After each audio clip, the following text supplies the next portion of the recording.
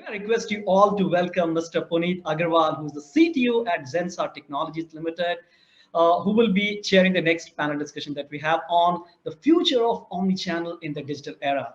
Well, he will also be joined by our eminent panelist, Mr. Jeff Swearingen, who's the Global Senior VP PepsiCo, along with Mr. Jayendran Venugopal. He's the CPTO at Flipkart, and Mr. Rajiv Das Sharma, who is the Enterprise Architect Leader and Site Leader, Bangalore GDTC at Kimberly-Clark. So over to you, Puneet. Thank you, everyone. So thank you, panelists, for joining us. We're having looking forward to a very interesting session today. Let me begin with an important disclaimer today. We're going to talk a lot about retail and consumer sector, and which has a lot to do with our household matters.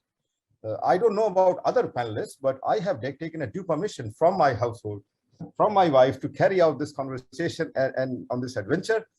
So, and trust me, the permission was granted due to the very presence of distinguished panelists with us today.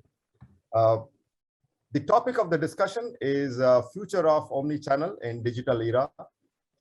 Just to put things into perspective, there are many different means to access the services offered to consumers by retailers, and these are being offered they are being referred to as channels in our context. So, for example, we as consumers can access e-commerce applications such as those offered by Flipkart via native cell phone app from our cell phones or from the web interface or the browser. Online and offline modes are also possible. We talk about buy online and pick in store these days, and it requires a complete change in the distribution strategies. Gradually, it is becoming possible to access such services via social media also. I'll just cite an example of what I did recently. There is a retail store near my home. I can go there, add things in the virtual cart on my WhatsApp, not via any native e-commerce application, but via WhatsApp. Make the payment and come back home, and they deliver all this stuff to our home. Such are the changes happening already. We further see that homes, cars, television, refrigerator, all of these things are getting smarter gradually and probably in a very fast and swift manner day by day. I also want to share an observation that I observed myself, that today it is possible to make payments via WhatsApp, and we can carry out conversation on Paytm. So convergence of channels has also started happening. And in this context, we believe there are a lot of important pursuits of retailers and manufacturers. They always want to understand their customers better, and omni-channel access opens up many possibilities for them to do so. Omni-channel access can fuel the holy grail of all retailers to make highly relevant offers via hyper-personalization. In fact, omni-channel access poses a unique challenge for product managers and technology teams to create intuitive and innovative user experience. All this can lead to industrial phenomena such as convergence. What's in store for us in our future, we still have to see. Direct to customers are some of the key pursuits of manufacturers, and anytime commerce. Those are some of the key discussions we plan to have with our distinguished panelists today. With that brief context, let me begin with my first question to our first panelist, Jayendran Venugopal, Chief Technology and Product Officer at Flipkart. So Jay, as we were just talking, there is a shift happening in the world of commerce, and we have all felt it. In 2020, recently, we can say that the industry has seen acceleration by at least a decade, if not in India, in the US, I can say. And it has, in a way, can be said that it has permanently altered the way entrepreneurs run or start and grow their businesses, as well as even the consumer side, how they choose to shop and pay. So all of this has changed a lot in last 1 year or so, and we are on the brink of a new era of commerce. What are the trends that you are seeing, especially related to the future of omnichannel in this context? Thank you, Puneet. First of all, thanks for inviting me to be a part of this panel. Happy to share my perspectives, and also looking forward to learn from you and my co-panelists from their vantage points, whatever insights they would be having in this topic as well. So I would broadly talk about three different themes, Puneet, in terms of what we see. Some of these are macro trends, and of course, some of that has been shaped by what pandemic brought to our doorstep in terms of some of the challenges the country and the infrastructure faced.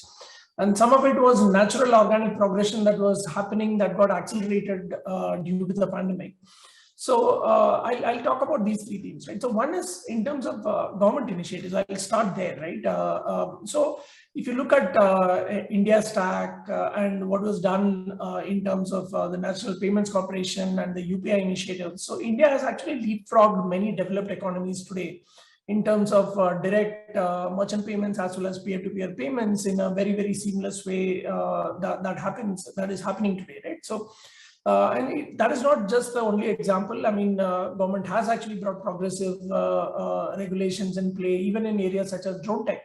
India today has one of the most progressive drone regulations in the world, actually, right? With the recent Digital Sky initiative that is being launched, which will transform how our supply chain functions, presumably in the years to come, because innovation will open up for companies to experiment in their supply chains, middle mile, last mile. How do we use drone tech for lots of different use cases? So that's one element of it that is really accelerating the digital adoption of the country and driving forward the digital first narrative for the country. Of course, rapid innovation from digital native companies such as Flipkart is also actually powering this transformation. I'll talk about a few things that we are seeing from an online commerce perspective that can add some color to it, right? So if you saw traditionally, at least pre-pandemic, there was distinct category preferences for consumers when they were buying online versus offline. Already categories such as mobiles, electronics actually had deep penetration of online as a part of the overall commerce pie in the country. But categories such as general merchandise, grocery, pharma, etc., still were largely offline. So that has started actually shifting quite a bit, right? So over the last year and a half, we saw a lot of that category preference shift. And in fact, for some of these categories I spoke about, 2020 and now 2021 are turning out to be big inflection points. So the second big trend I would say is the adoption of the next 200 to 500 million customer base in the country for digital platforms. Earlier, digital commerce was largely restricted to about 120, 140 million people, largely metro tier 1, AA1 customers, and maybe some of the AA1 customers from tier 2 and beyond.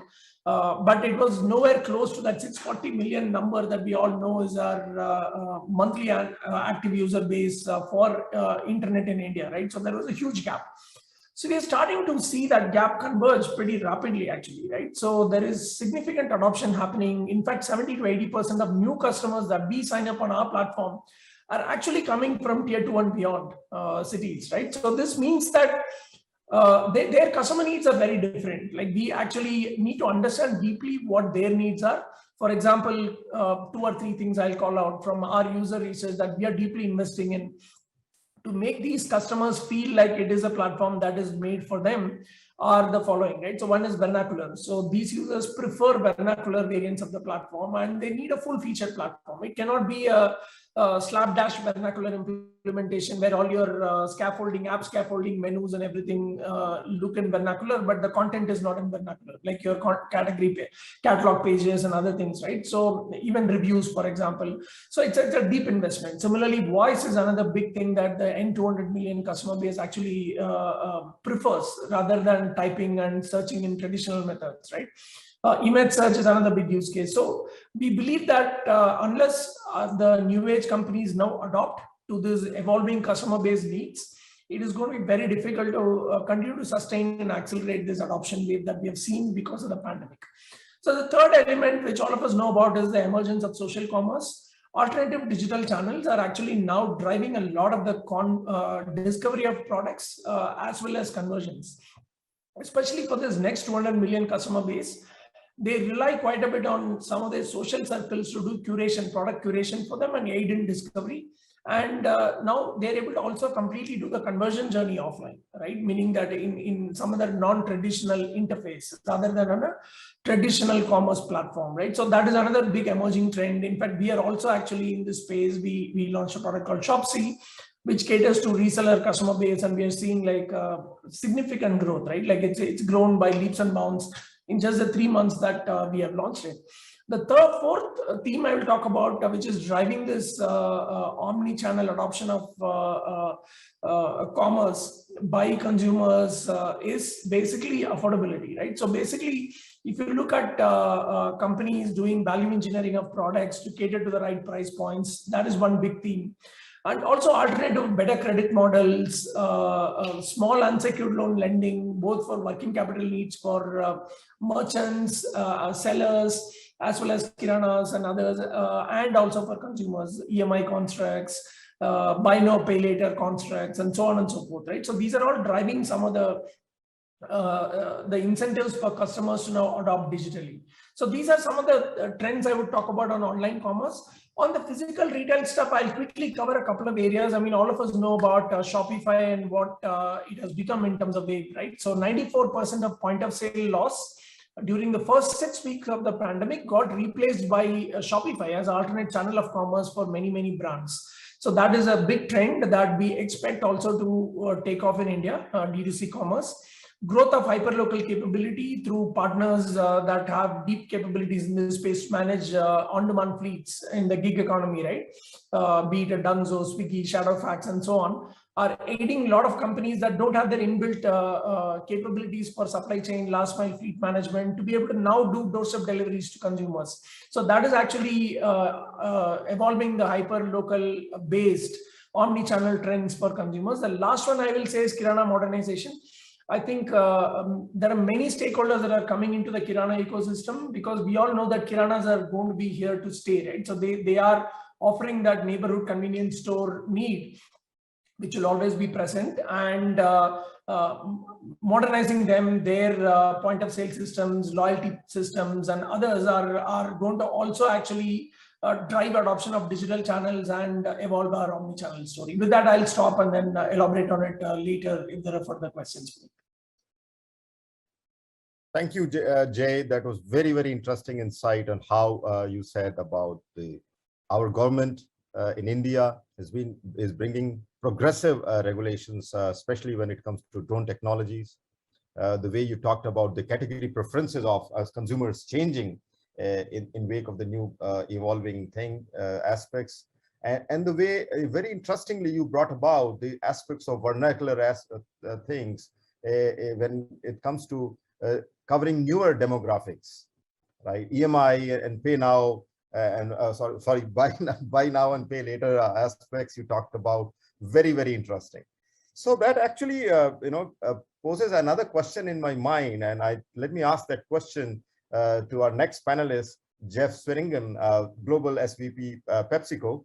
So Jeff, in view of these things that Jay talked about, consumer preferences across demographics keep varying, right? And they all evolve with time as also. Advanced AI applications can leverage such customer data from multi-channel nodes to figure out entirely new category segments, I guess, right? And it can compute market share trends of these segments, and we can respond at the store and neighborhood levels to place the right assortments. How is Pepsi leveraging insights and analytics, including the digital footprint of customers across social media and other websites to address the change? And naturally, in conjunction with your retailers. Yeah, it's a great question. Thank you for the opportunity, and thanks again for the opportunity to join the panel. One of the questions I often ask people in this situation is, when we have a group, I'll just say, tell me your favorite PepsiCo product, tell me your favorite snack product or beverage product. And inevitably what we hear is a wide variety, and it just represents how unique and diverse our preferences are and our tastes are. And at PepsiCo, while we may be in the convenient food and beverage business, the business that we really talk about being in is the business of smiles. And when we're able to connect the right product to the right consumer at the right time in the right context, generates smiles. It makes that person happy in that moment, and we know that we've done our job well. So we've been working really hard at this for several years. We realize there's an opportunity to do a better job of using insights, analytics, advanced analytics with AI, ML, to create these highly personalized, what we call end-to-end experiences. So starting with our connection through media and all the way through the in-store retail or online experience. The team that I lead is called the Demand Accelerator, and it's our primary goal at PepsiCo to enable that end-to-end digital connection and a highly personalized connection. And the way that we do that is through a set of capabilities that we call PepViz, P-E-P-V-I-Z, PepViz. Our approach is we want to be able to first identify what we call the most important or the most valuable consumers for different initiatives. So go back to what's your favorite product. You would be a most valuable consumer for that product. Once we've identified them, how do we engage them in ways that are uniquely tailored to them? So the media is tailored to them. Hopefully the content is tailored to them. How do we bring that through working with our retail partners to an in-store experience so that we can deliver against this expectation we've created in marketing and drive high levels of engagement, conversion, and loyalty? And then increasingly over time, how do we read their actions in a way that we can perpetually optimize our investment, but also our offerings so that we get better over time? So advanced analytics are a big part of that. We typically approach this work with two primary data sets. The first is called store DNA. So think of store DNA as being everything that we can know about outlets, what sells in a store, what could sell in a store based on preferences, factors like footfall, shopper reviews, local points of interest. All of those things come into mind. The second data set is called CDNA, or consumer DNA. And again, it's trying to understand as much as we can about consumers, not only what they buy, but what are their preferences? What are the things that motivate them? What are their unique interests? What are their media habits? We're in the process of trying to develop this capability all over the world. We have the store DNA capability now in over 20 markets around the world, and consumer DNA in almost 10. And in a market like India, it's incredibly important to build these capabilities over time because preferences are so incredibly diverse. And the beauty is, by marrying technology and insight and the ability to pull it through to retail, we can take new products. Like this year, we launched a new product called Lay's Gourmet, and we launched a new product called Kukuri Plays. Traditionally, we would have launched those products with massive media campaigns and general distribution and general retail support in all markets. And in some cases, we're still doing that, but we're moving toward a time when we're going to be able to highly personalize those experiences end to end. So I think it's very exciting. And what I would say is that technology is changing very fast, and it's enabling us to better deliver against the perfect media experience, the perfect innovation engagement, the perfect assortment and retail presentation. But we tell ourselves every day, remember where we started. We're in the business of smiles. And while technology is incredibly important, we don't want to lose the empathy that is also important in just understanding consumers and understanding them as people and being able to balance the art and science so that we're leveraging the best of both as we work to deliver solutions that are going to make them happy in the moment and hopefully give us the insight that will allow us to continue to innovate in ways that will deliver against that over the long term as well.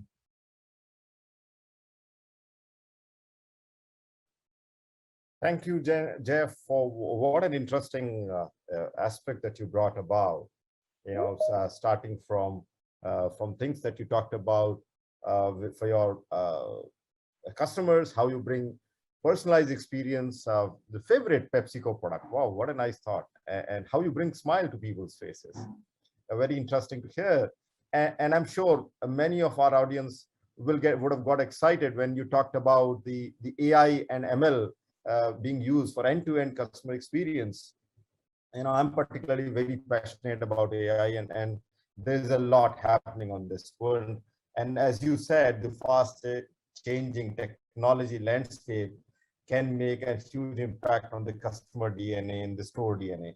What an interest. With that, let me ask a related question to Rajiv. Rajiv Das Sharma, who's a Global Digital Technology Center Head at Kimberly-Clark. So thank you, Rajiv, for joining us today. And the question that I have for you is, there is a huge thrust being provided on direct to customer or direct to consumer as a segment, in line with what Jeff talked about, involving omnichannel now, right?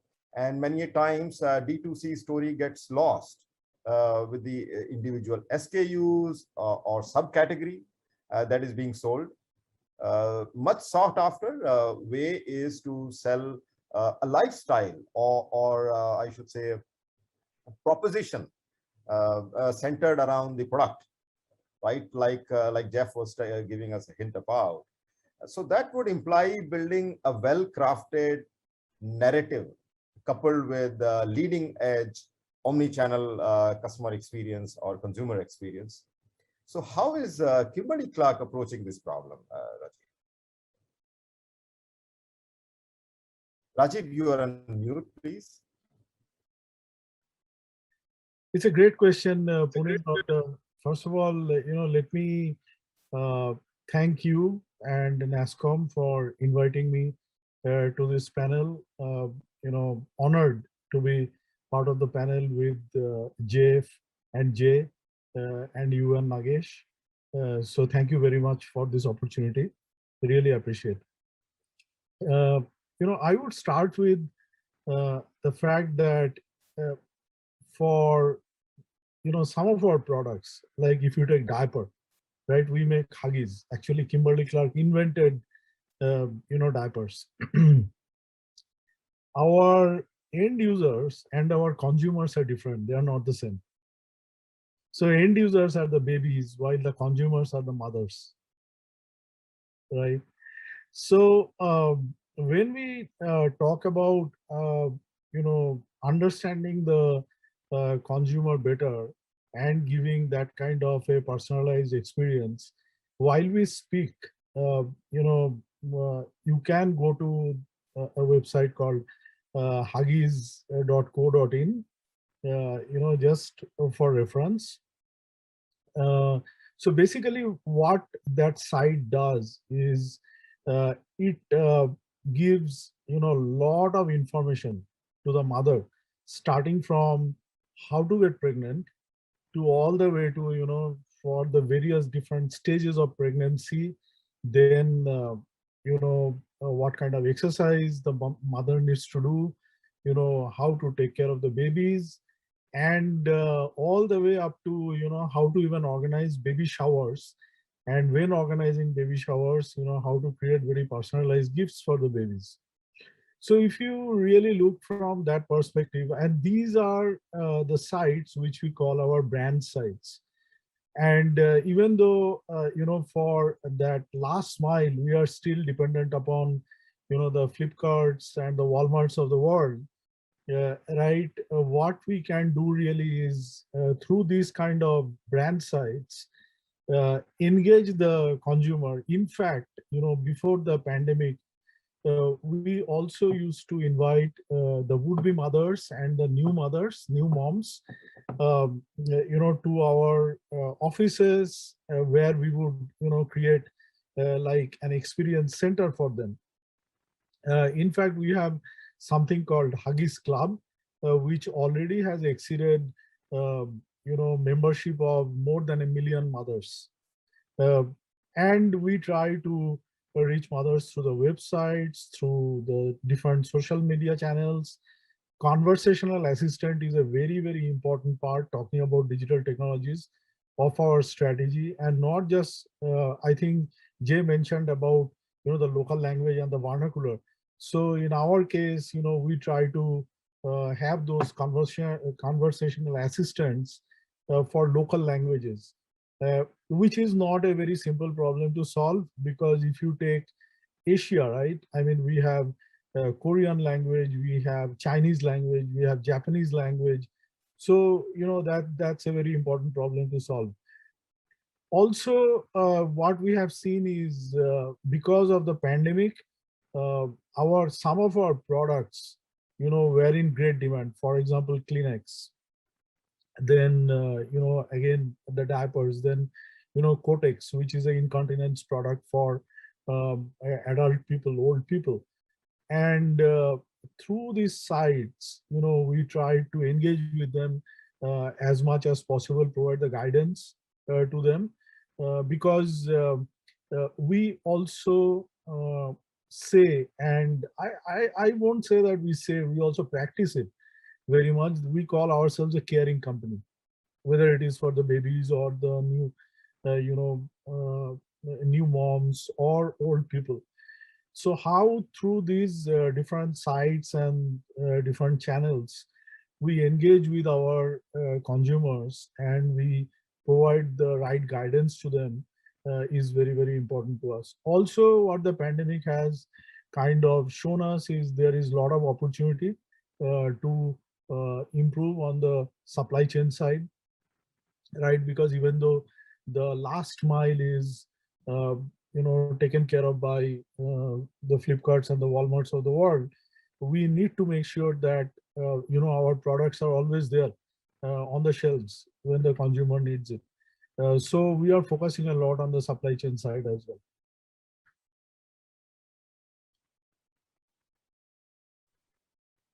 Thank you, Rajiv.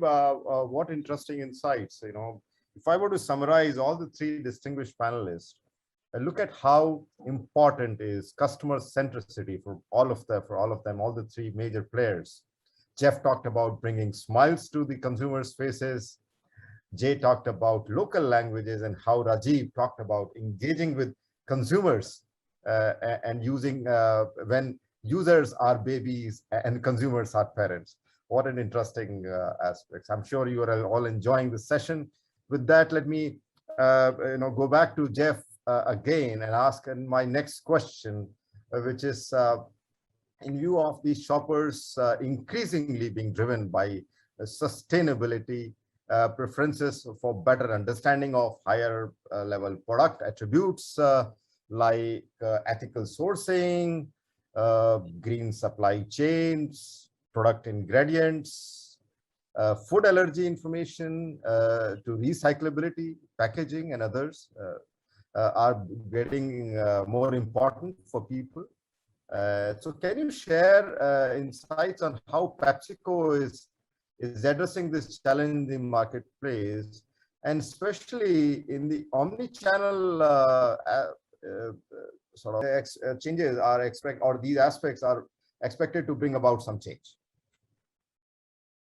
Yeah, I'd be happy to, Puneet. I will tell you, I've been with PepsiCo for a little over 27 years. And it's one of the things that I'm most proud of is the company's commitment broadly to sustainability. And I would tell you over that period of time, I've only seen it increase. So we're working hard to accelerate our sustainability efforts. And I would really say across the entire business, as you see demand from consumers for more visibility to all the things that you mentioned, as you see those things changing, but also just see food demand rising. You see climate change, you see packaging waste in the system, you see water scarcity, food scarcity. And I would say with the pandemic, it's put further strain on our food system in unexpected ways. So it's something that we take very, very seriously. And it's something that I would say, again, I take a lot of pride in because I think it's so important.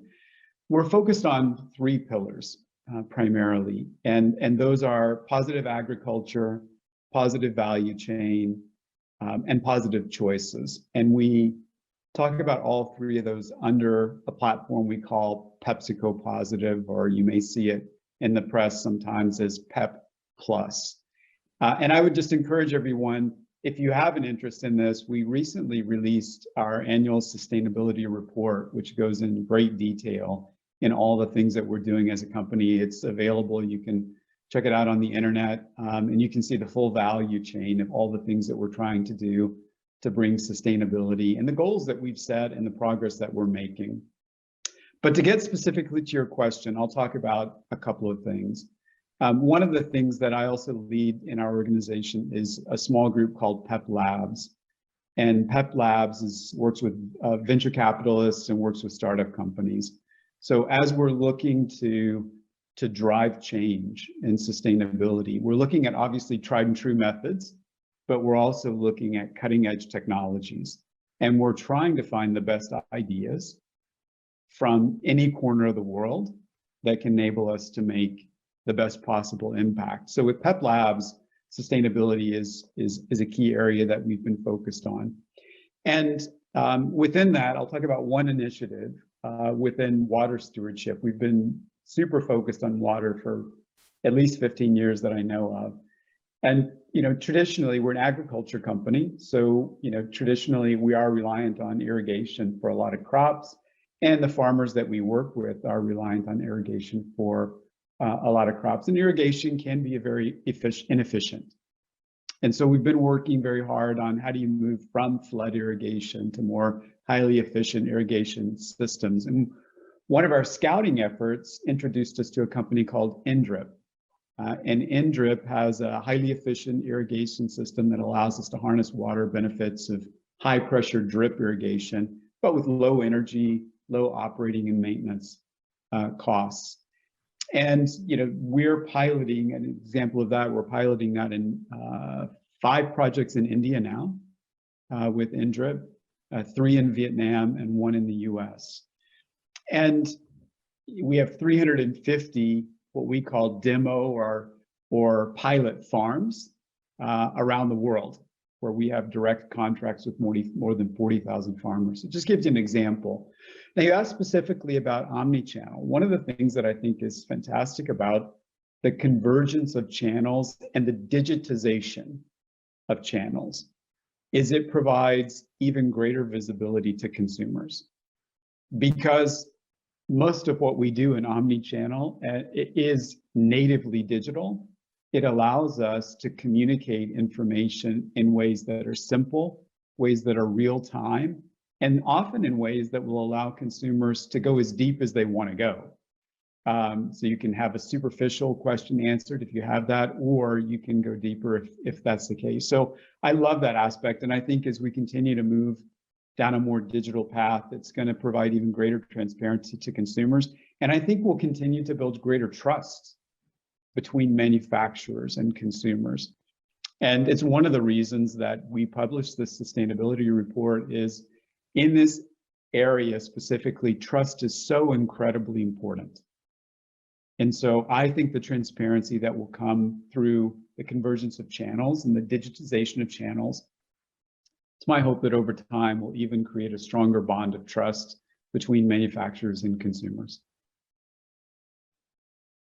Thank you, Jeff, for those interesting insights. I know, and I was particularly very excited to see the way you took pride in talking about the sustainability initiatives at PepsiCo, and the way you talked about PEP Plus, the annual sustainability reports, and particularly the PEP Labs is something that I would naturally like to know more about. What kind of cutting edge technologies do you guys work in?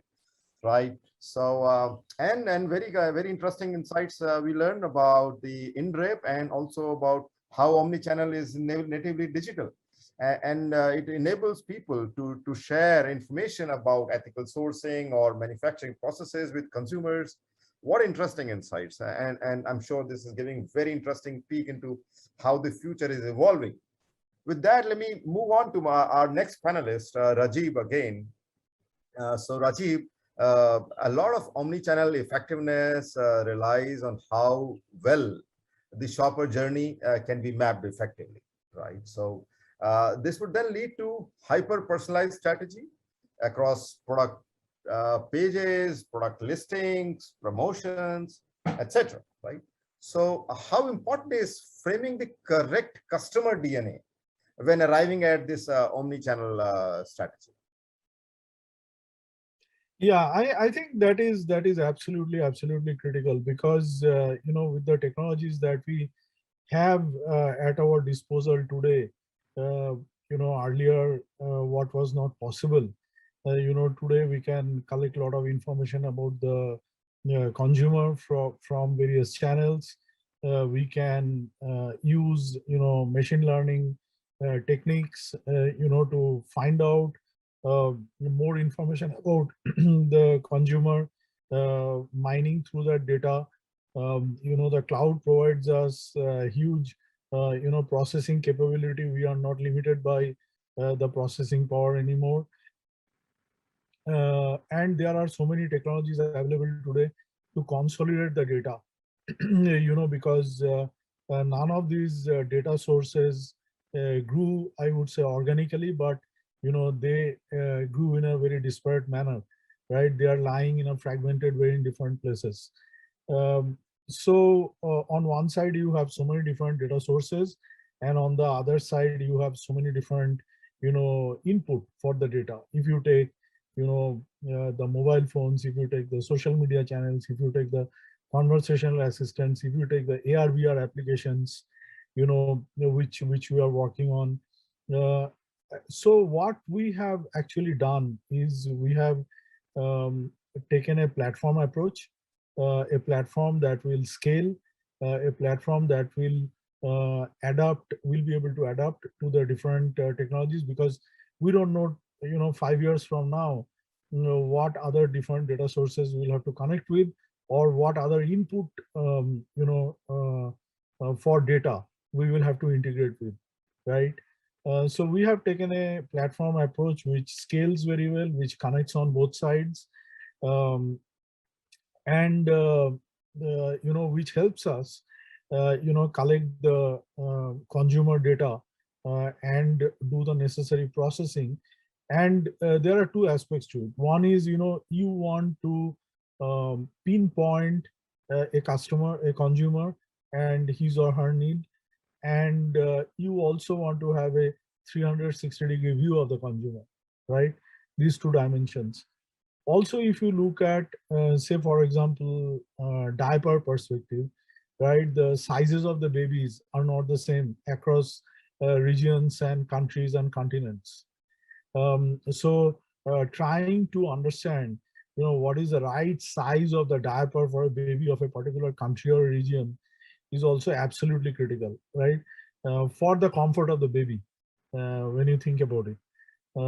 So yeah, I think we are very much invested in that area, and trying to innovate as much as we can in terms of building this platform through which we can engage with our consumers and end users better.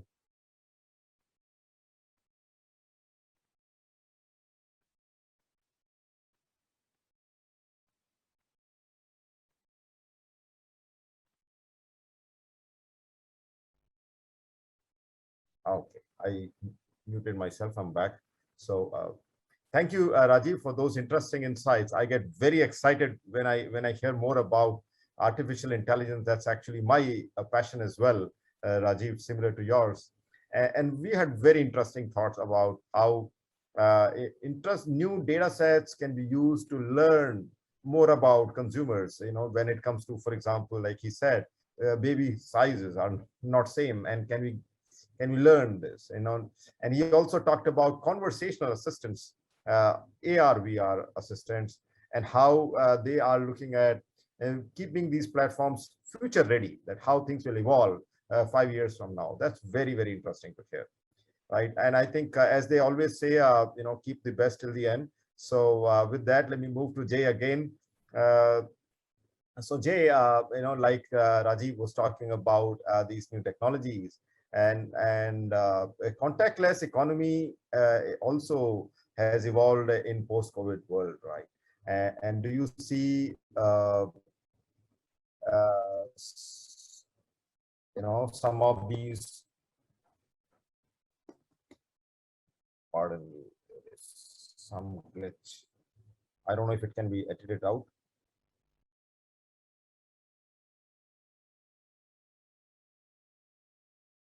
Just 1 minute.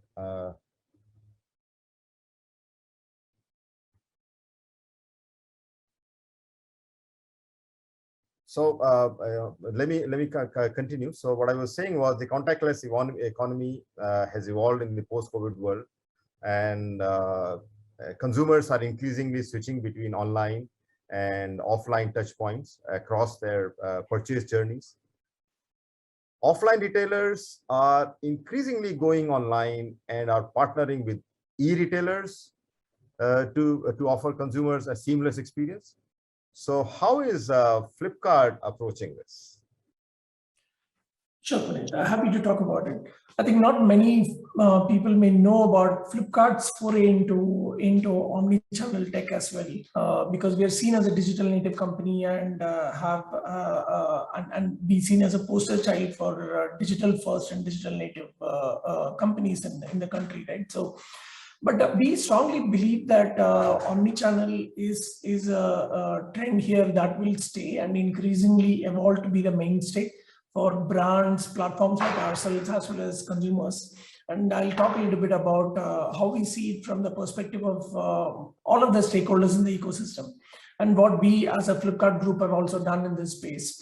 In India, honestly, I think omnichannel has not really taken hold as much as what it has in some of the developed economies who entered into this space perhaps a decade earlier, right? So for example, Walmart has taken the lead on omnichannel in the US and is well known for its buy online, pick up in the store, as well as buy online, pick up at curbside, where you just need to pull into a allotted slot, and then based on your plate number and car model, an employee will come and drop it off at the curbside at your in your car, right? So convenience mechanisms like that have taken hold in a big way. In India, it is still evolving. Flipkart Group actually entered into omnichannel almost 5 years back. We opened our first offline store for one of our private label brands for our fashion play Myntra called Roadster in Bangalore. It's one of our fastest growing brands, and today in several categories, Roadster actually is the leading brand in the country, whether be it offline or online, right? So that is a testament to the power of having experience stores, physical stores that help build presence for the brand and create loyalty. And we have also actually opened tech-enabled stores where you can do pick up and go kind of self-checkout experiences using RFID tagging. Some of the experience stores in our flagship store, for example, we have interesting, engaging experience for our customers to learn more about the products they're interested in, how they're manufactured, how the quality of, let's say, wool or cotton or anything is different, how are they sourced. I mean, what is their green quotient? For example, we talked earlier about sustainability and other things, right? So, and of course, immersive VR experiences and games and gamification to engage them even deeply with the brand and create an emotional connect, which is possible in an even deeper way in an offline setting, right? When the customer is physically present with you. So that has worked well for us. And we also acquired an omnichannel tech company called Pretter a few years back.